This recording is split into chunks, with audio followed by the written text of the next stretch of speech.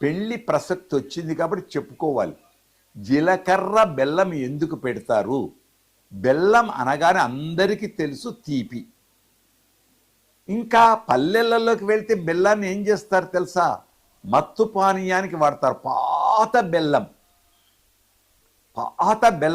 అందుకే లోకంలో సామెతలలో పాత చింతకాయ పచ్చడి రుచి ఎక్కువ చింతకాయకు, బెల్లానికి తీపి. ఇది మత్తుతో కూడుకుంటుంది. అయితే పూర్వీకులు ఇక్కడ ఏం పెట్టారు? జీలకర్ర బెల్లం. జీలకర్ర వంటకంలో అన్నిట్లో జీలకర్ర లేకుండా వంటకం ఉండదు. అన్ని వంటకాల్లో జీలకర్ర ప్రాధాన్యత, బెల్లం మత్తు ప్రాధాన్యత. ఇక్కడ ప్రేమ మత్తు, ఇది పైకి చెప్పేది. రెండవది ఈ బెల్లం ఎక్కువ, జీలకర్ర తక్కువ.